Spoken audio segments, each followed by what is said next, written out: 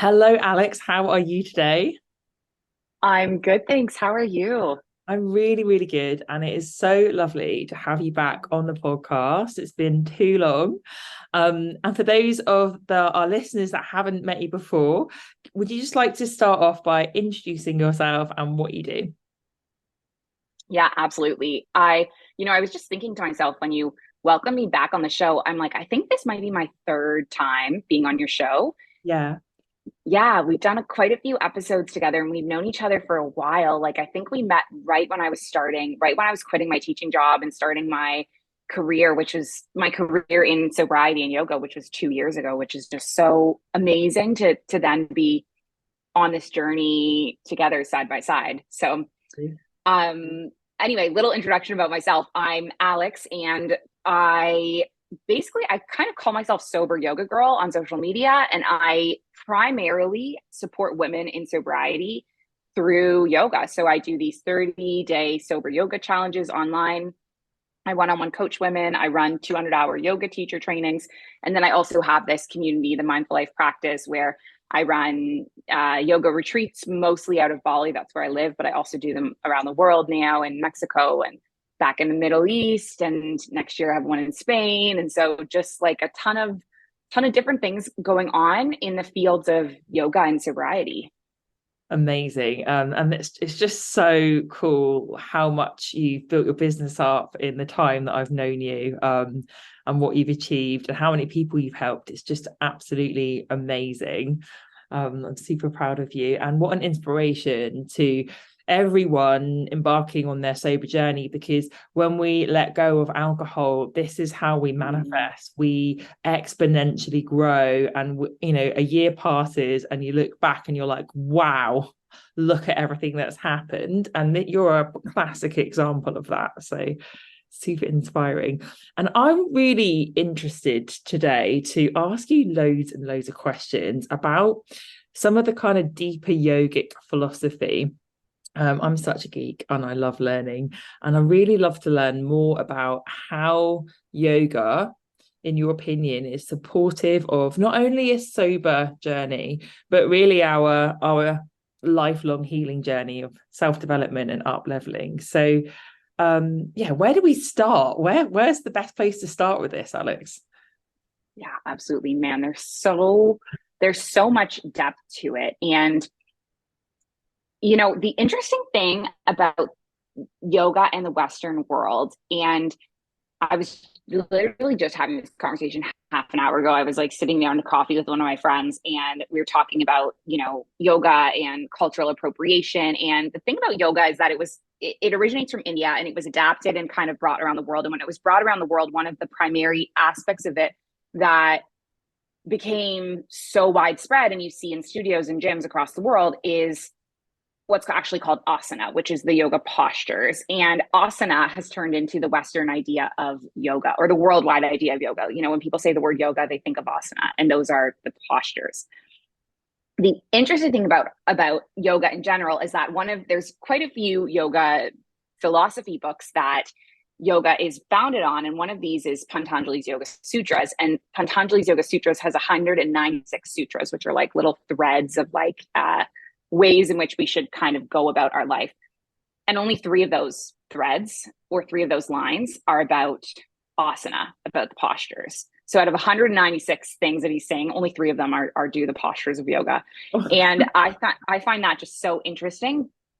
And on the one hand, I'm like, yes, we have kind of appropriated this and turned it into something that it's not. Yet on the other hand, I was teaching a yoga teacher training last week that just wrapped up in Bali. And I was saying to the students, all of us have ended up here because we wanted to do the poses of yoga, right? We thought that it would be cool to like get flexible or get peaceful or like whatever we thought would be great about the asanas, build our strength. And that was like the doorway to this portal where now we're here in Bali studying to become 200-hour yoga teachers. So on the one hand, yes, it is maybe not the correct meaning of what yoga is, but on the other hand, it's like this portal that brings people on this really deep spiritual journey that they don't even know that they're stepping into. And so it's like it's a mixed thing, but that's kind of, I guess that's where I would start. Yeah, and I mean, that it is interesting, isn't it? How that's just such a small part of what yoga is, but yet in the Mhm. West, we think it's the only part. And I know, oh, I've heard more than one person in my life tell me that they like yoga, but they're not really into the spiritual side. And to me, I'm like, well, that's Mhm. just gymnastics then, right? Totally. So true. Yeah. So tell me more about the sutras then. What are they? What do they mean? And how are they helpful for healing? Yeah. Okay. So Patanjali's Yoga Sutras, Yoga Sutra 1.2 is yoga's chitta vritta nirodha. And Mhm. what that means is yoga is the stilling of the fluctuations of the mind. And so I find that so interesting because Patanjali is basically starting out the whole book by saying that the whole point of yoga is stilling the mind. Is basically the whole thing is about our mental health pretty much. It's like what are the tools that we can put in place to help us have better mental health. And there's 4 books of the sutras, and the most relevant, I think, to a lot of us is book number 2. And book 2 is contains the 8 limbs of yoga. And the 8 limbs are pretty much like practical steps for everyday people like you or I that are living in like the everyday world to work towards that state of stilling the mind. And so we have 8 limbs, and we have the yamas, which are the ways that we can interact with ourselves. We have the niyamas, which are, sorry, I flipped those around. The yamas are our interaction with the world around us. The niyama is our interaction with ourself. Mm. Limb 3 is the asana, which are the poses, which a lot of us are familiar with. Limb 4 is the pranayama or the breath work. And Mm. then the upper limbs are kind of like sequential steps towards like enlightenment. So we have pratyahara, which is turning inward. And if you imagine like a turtle putting his head inside his shell, like that's the practice of pratyahara. We're like going inside of ourselves.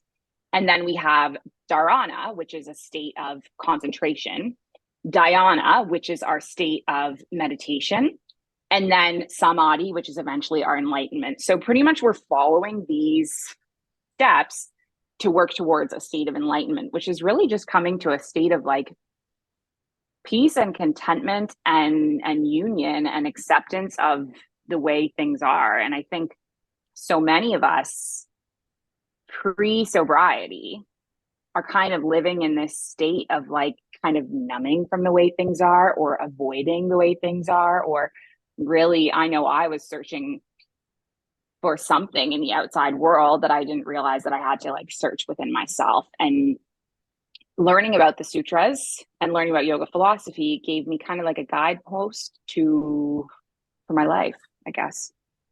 Yeah, and I completely agree with you. Pre-sobriety, I describe my life as being a little bit like a hamster in a wheel because you're like Yeah. moving through the matrix, like getting up, like cracking on, doing what you need to do, but you're kind of asleep and you're just numbing everything. And whenever you feel uncomfortable, it's like, oh, that's a bad feeling. Let me numb that. And for me, a huge part of this healing journey that we go on in sobriety is about stopping labeling things as bad, feelings as bad, seeing them all as helpful, and looking inward, looking at them. And what I suppose what you're saying is that the yogic philosophy is a really amazing tool with different strands that helps us Yeah, start to process and move through these, right? totally. Totally. Amazing. So when you are coaching people then or guiding people in one of your challenges, how do you use these different strands to help someone navigate, let's say, like their first 30 days alcohol free? Hmm. Um, yeah, that's such a great question. So in my sober challenges, we have these meetings once a week where we get together and we will kind of be talking about like different yoga philosophy themes or concepts or ideas and sort of processing our lives. And in my longer challenges, we will spend a week focusing on each yama or niyama. And so I'll start with one example, which is like the practice of ahimsa is the practice of nonviolence, and that's yama number 1. And so people often hear that and they think like, okay, I'm not a violent person. I've never punched someone, I've never hit someone, so I'm got that one check. And really looking at how you're embodying and practicing ahimsa so beyond how you're physically interacting with other people. And I really look at it as like this thing about how are my thoughts? How are my words? Are they violent or non-violent? Like, am I thinking judgmental thoughts about other people? Am I causing other people harm by the things that I'm thinking or even the things that I'm saying? And how can I look at other people around me with a sense of non-judgment or a sense of compassion? And sometimes people have these big epiphanies. Like, I'll share one thing from like, it was like, I think it was over a year ago that I was in one sober meeting, and someone had this epiphany of like, man, I got really upset with my son the other day because I thought he was just avoiding coming into dinner. And then I found out after that really, he was breaking up with his girlfriend, and he was like really being quite compassionate to her in the moment. And by me reframing and realizing that I'm judging him without realizing that he was actually doing the right thing that he thought in the moment, right? And it's like little things like that of using the yoga philosophy to reframe our daily interactions to, there's certain things that could really trigger you or set you off about other people. But when you're able to sit down and apply these tools or frameworks to your life, you can often resolve a lot of the issues in your life. Yeah, and I love that, because what you're really saying there is that judgment, and Gabby Bernstein's got written a whole book on this, right? Yeah. Judgment is a form of violence. Like, it sounds really extreme, but it's all on, everything's on a continuum, right? And actually letting go of judgment is such a huge part of doing our own inner healing, because usually we're judging other Yeah, people, right, to make ourselves feel better, and it can become a form of numbing. And totally. certainly something that I remember reading that book by Gabby Bernstein, The Judgment Detox, and being like, oh So good. it is a form of numbing. That's so interesting. So in terms of when we are moving through what I call uncomfortable feelings, which we used to call Mhm. bad, how would you recommend that we use the different strands? Because I always think movement can be quite helpful for moving feelings through our body. But what would your kind of step by step, let's say I've come to you and I am like a week into my sober journey and I'm feeling all the feelings, I'm feeling horrible. What would you recommend that I would do? Mhm. So I would say I mean, I'll share with you what I offer my participants. With everyone, it's different. Like, they're gonna try things and you might find like, okay, this isn't really resonating with me. But what's really resonated with my community is um, a very holistic method of tackling it, which includes movement and an asana or physical practice every day. And I do think it's really important to move your body to like get things out of you. And so the asana, absolutely. But then also the practice of really coming to that reflection can happen in many ways. I provide like a journaling workbook, which goes along with the yoga philosophy throughout the 30-day challenge. And so every day you'll be introduced to a yoga philosophy concept and it will be explained to you. And there's like a little reading that I've wrote and then an opportunity to journal on it. And so you might find that those journal practices resonate. Also coming to discussion, coming to sit in a sharing circle. And this is actually the second yama of yoga. It's satya, which is the truth. And we do a lot of sharing circles in the mindful life practice, and it's an opportunity for women to get together and just share their truth of what's going on with them in that moment. And when you're processing and you're processing with other people, you get an opportunity to hear their stories and their reflections, which can change the way that you perceive the world and you perceive them. And so that is what I would recommend, like yoga practice, journaling, sharing circles, and being in community. And I also think there's a real value for like meditation and pranayama practices as well. And that's something that I'm going to be working on, creating a structured new part of the mindful life practice membership, actually, that's going to be including. So I have my 30-day sober challenges, which are excellent for people who are starting sobriety. But how do we maintain that sobriety long term? And I think that's really important.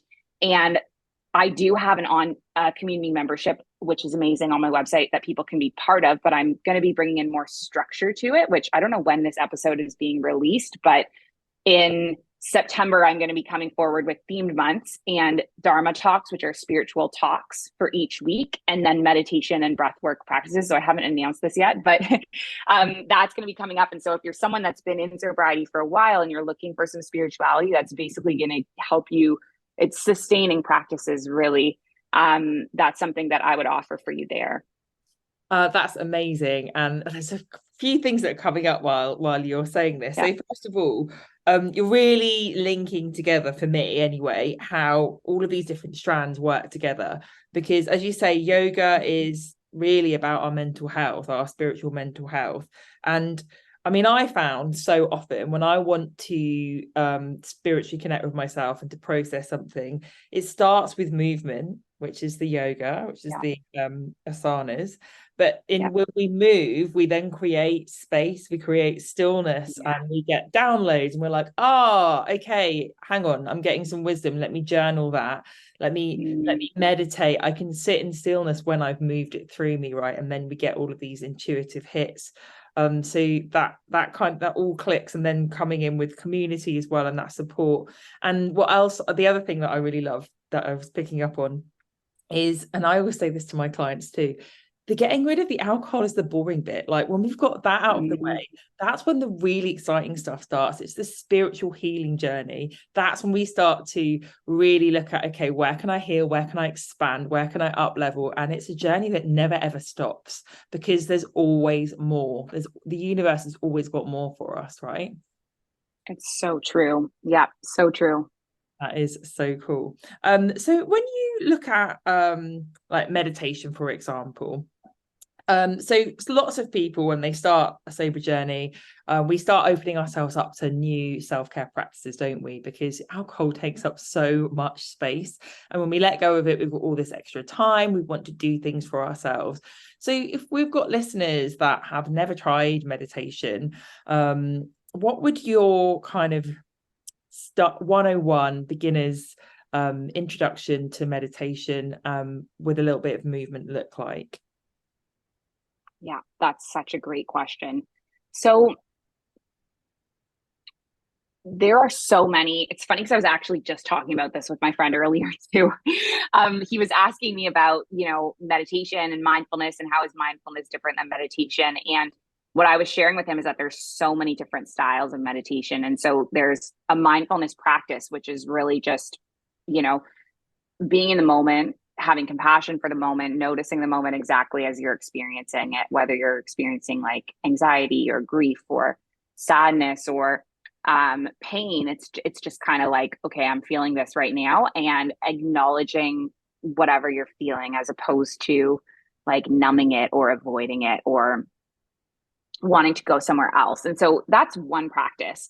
Something that I do a lot of in my teaching is guided visualization. And so I will lead people on a journey, and I will invite people to like a visualization. I'll give you an example. One that my students really like is imagining like this vacuum cleaner on the top of your head and just kind of like suctioning up all the stress and chaos and like whatever you're holding. And so there's that, but then there's some people that, the act of visualization doesn't really resonate with them, and something more simple like mindfulness would feel right. And then there's some people who mindfulness is just like too difficult. And so something like a visualization would feel right. And then there's some super traditional practices like japa is repeating a mantra. And I actually have these mala beads that I made in front of me, but it's super traditional. This has 108 beads. And so you would count each mantra with each bead. And that might be good for someone who the repetition and routine and structure of it is a lot easier than any of the other options. So if I were to introduce a beginner to meditation, I would say explore all these different kinds and figure out which one really works with you in this moment, and know that it's going to be like ever evolving on your journey. Like you might find one form of meditation really works for you at one point, and then you might find that it no longer resonates anymore. And it's just being open and curious to like wherever the path takes you. And I still love guided meditations, even though someone said the other day, it's kind of like training wheels, and the idea is eventually you're doing it on your own. And I'm like, okay, well, I've been in yoga for like 15 years and I still like putting on a guided meditation and listening to someone else guide me. And I don't think there's anything wrong with that. So if that works for you, finding a YouTube guided meditation, or I have some on my website in my community, that's a great place to start as well. I love that. And actually, what I'm hearing when you're talking about this is, number one, being alcohol free for me is about not conforming, not staying in the box that everyone says you have to stay in. It's about like approaching life with your own creativity and that kind of unlimited feeling of I can make this anything I want to. But the other thing that I'm also hearing there is really, it's about taking yoga off the mat. Yogic philosophy is beautiful, but it's really beautiful when we can apply it to our day-to-day life. So, not just in our amazing yoga class, but, we go into work and we have a stressful day and someone upsets us. Like, how can we then apply our yogic philosophy to move through that? And what you're describing is acknowledging like, oh, okay, like, I feel really dysregulated now. Like, yeah, that's made me feel really uncomfortable. That's okay. Like, let me sit with that. And using it for that. And I suppose that's how it can be so, one of the reasons why it can be so supportive in our alcohol-free journey, right? Because again, as you said, we're so used to numbing these feelings. Like, how many times have in the past did we have a horrible day at work and we'll come home, we'd be like, oh, I'm gonna have some wine. Obviously that's what we do when we've had a horrible day. And instead now it's like, no, let me do some yoga, let me think about how I feel, let me journal that, let me meditate, right? Yeah, absolutely. So in your own journey then, did you started yoga before you became alcohol free, right? Yeah. So my story with yoga, it's so fascinating because I think it was like an innate knowing from childhood, which I don't even remember. But when I was like 10, there was this pamphlet of like, they called them the after four activities, which were like the programs you could do after school. And one of them was yoga. And I got my mom to sign me up. And that was the first time I ever did yoga. So I was 10 years old. And the funny thing about this time in my life is that I also had a newspaper. I had created a newspaper called the Family Times, which I would distribute to like my uncle and my grandma and like my parents. And my grandma kept every paper, which is so cute. I did it from like age 10 to like age 12 or something. And she kept every single one in her cupboard. And my sister was cleaning out her house a couple years ago and sent a photo. And apparently the cover article was like, breaking news, Alex wants to be a yoga teacher when she grows up. And I wrote this when I was 10. And I don't remember it at all, which is so interesting. Oh wow, so you always knew, your soul knew that you came into this lifetime to do this, didn't it, really? Totally. And then through my whole teenage years, it was like I would like see an ad for a yoga for teens program and like make my mom sign up, or like do yoga for beginners. And so I was like kind of in and out of it throughout my teens. And then I started having like big mental health crises and really was drawn to yoga as like this stress release practice for that. And when I was 18, I knew I was going to be a yoga teacher. I don't remember the 10-year-old thing, but definitely at age 18, I knew that this is like what I want to do with my life. But I think I was experiencing such big emotions and I was coping with them through yoga and alcohol. And when my drinking got worse and worse and worse was also the time I got less and less connected to my yoga community. And that was because I was really deeply involved with a yoga studio in Canada. And I worked there for a long time. I would clean the studio for free to get yoga classes. And then I worked reception and I loved everything about it. Like I loved being at reception and meeting people and asking questions and checking them in and talking about their lives. And I loved all of that as much as like the actual teaching of yoga. And so I worked there for like 5 years. And then when I left Canada and I went overseas, there just wasn't such a strong yoga community first of all, in Kuwait.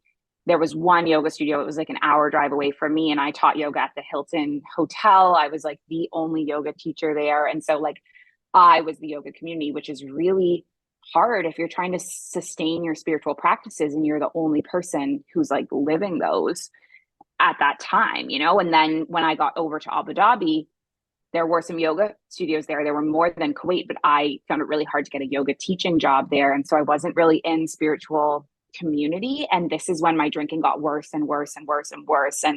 And so when I got sober, yoga became what I went to support myself through that period of my life. And that's when my practice got really serious in terms of like I was practicing on my own, practicing on the balcony, doing it every day, and it really became such a support when I was feeling triggered or dysregulated or really struggling with getting through the first few weeks of sobriety. Yoga was like the tool.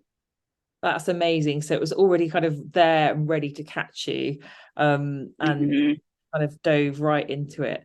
And that's really what you've created with the mindful life practice, isn't it? You've created this kind of almost like a safety net that you let people, you kind of catch people with when they go into their first few days, weeks, months alcohol free, that they've got this structure that you provide around the different strands of yoga.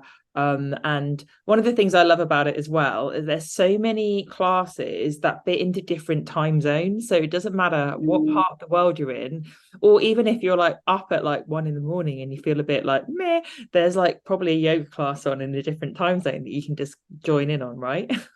Yeah, it's so cool. It's so cool that way, and how widespread it's become. And as a result of that, we have people from all parts of the world, and then we get like different perspectives on the world from hearing these different points of view. It's really quite amazing. Yeah, it's super cool.